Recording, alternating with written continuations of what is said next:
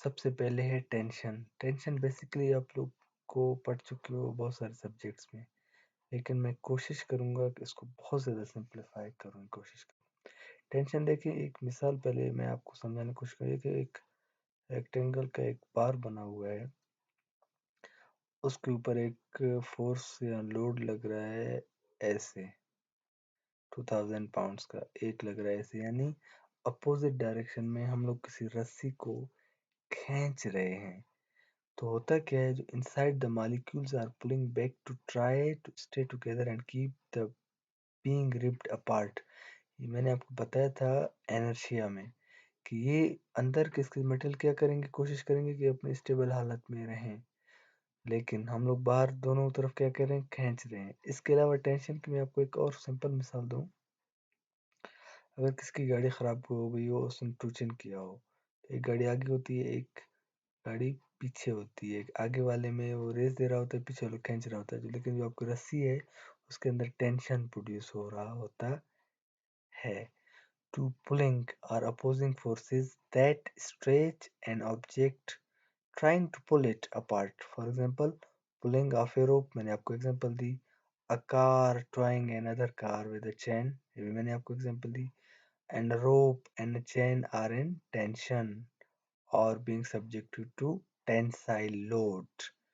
तो I hope कि tension आपको क्लियर हो गया होगा।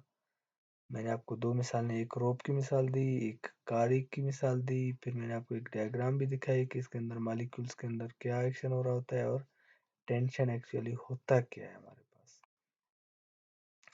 नेक्स्ट कंप्रेशन है हमारे पास। कंप्रेशन जी, अभी देखो सेम बार है। अभी हम लोग क्या कर रहे हैं कि 2000 फोर्स इनवर्ड लगा रहे हैं, यहाँ पे 2000 फोर्स इनवर्ड लगा रहे हैं। टू पुशिंग, वहाँ पे पुलिंग भी अपोज में थे, पुशिंग भी अपोज में है। Forces that squeeze an object trying to compress it, for example standing on a soda can, squeezing a piece of wood in a vise. Both then can and wood are in compression or being subjected to compressive load. तो ये हमारे पास जो है compression होता है, squeezing उसमें होती है। इसमें देखो होता क्या है, जो इनसाइड के मॉलिक्यूल होते हैं वो पुशिंग बैक कर रहे होते हैं, वहां पे क्या कर रहे थे, पुलिंग बैक, ये देखें। और यहाँ पे क्या कर रहे हैं, पुशिंग बैक कर रहे हैं मॉलिक्यूल्स, जब कंप्रेशन अप्लाई हो रहा होता है। ये आपको याद होना चाहिए कि पुशिंग बैक और पुलिंग बैक कंप्रेशन में होता है या टेंशन में होता है हमारे पास। नेक्स्ट हमारे पास है शेयर।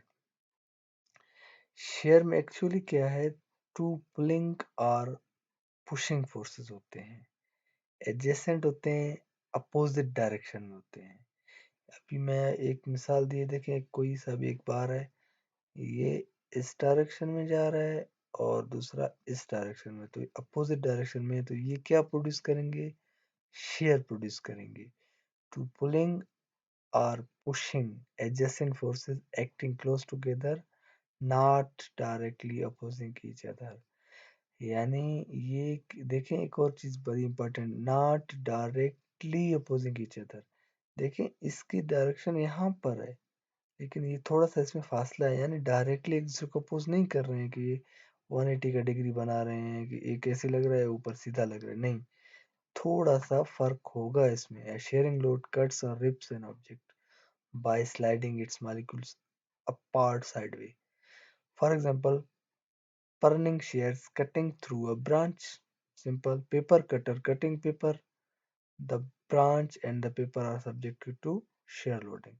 इसमें भी वही चीज है, जब inertia जो हमारे पास होगा वो क्या होगा, inside the molecules hold one to each other to resisting being sliding apart. I hope कि आपको शेयर क्लियर हो गया होगा। अगेन एक चीज मैं और बताऊं कि इसमें पुलिंग हो या पुशिंग हो, वो डायरेक्टली एक दूसरे के सामने नहीं होते हैं, इसमें कट या रिप होता है ऑब्जेक्ट का। बेंडिंग क्या है, बेंडिंग की मैं आपको डायग्राम दिखाऊं फिर डेफिनेशन की तरफ आते हैं। ये देखें, एक बीम लिया है इसने, उसमें हमारे पास एक बेंडिंग प्रोड्यूस हो रही है।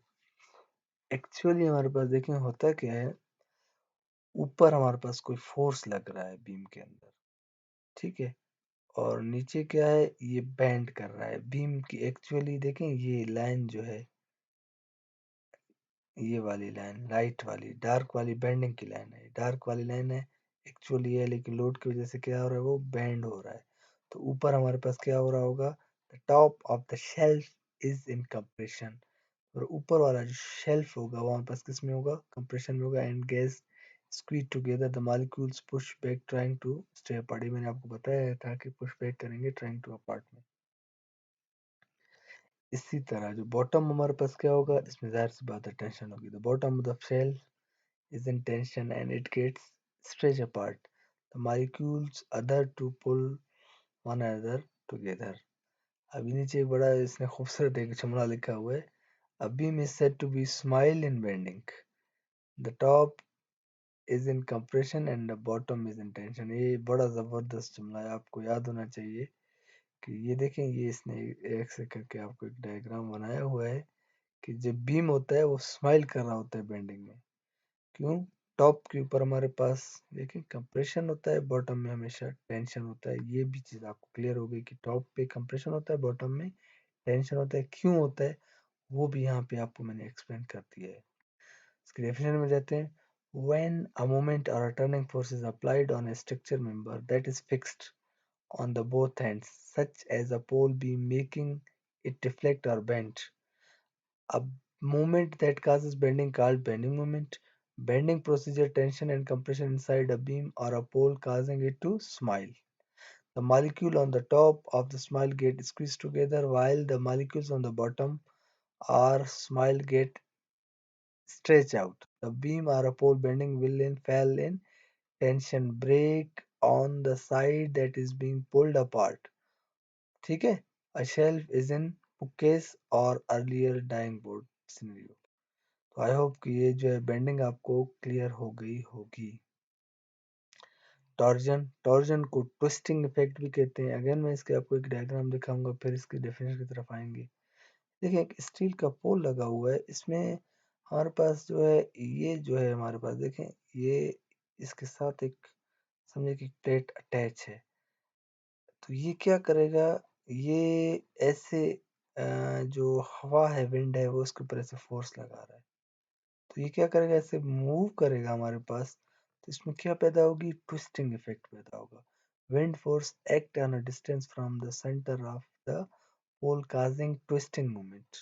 Okay, mounted steel plate that is bolted और सिमेट्री, बता रहा है कि वो जो है ना स्टील एक प्लेट इसमें लगा हुआ है। तो इस किस्म की हालत को ट्विस्टिंग, ट्विस्टिंग आप एक और चीज में आपको बताऊँ, पेन है उसको आप दोनों मुट्ठी में पकड़ें, एक मुट्ठी को आप जो है नीचे घुमाएं, एक मुट्ठी को ऊपर घुमाएं, तो इसमें हमारे पास जो पैदा होगी that is also called twisting. इसको टॉर्जन कहते हैं। क्रिएटेड व्हेन अ मूवमेंट और turning force is applied on a structure member making it deflect at an angle। वो क्या करेगा, डिफ्लेक्ट करेगा किसी एंगल के ऊपर जो मूवमेंट इसके ऊपर लग रहा है। A movement that causes twisting is called twisting or torsional movement। ये आपको पता होना चाहिए, टॉर्जन मूवमेंट और ट्विस्टिंग मूवमेंट एक ही चीज है। Torsion produce shear stresses inside the material, और टॉर्जन हमेशा shear stresses प्रोड्यूस करता है हमारे पास। तो ये थी इंजीनियर्स हमारे पास कुछ लोड्स जो कि स्ट्रक्चर के ऊपर लगते हैं, तो स्ट्रक्चर में क्या तब्दीलियां आती हैं और वो लोड्स को क्या नाम दिया गया है। आई होप कि you have cleared all of this things. Thank you so much. Allah Hafiz.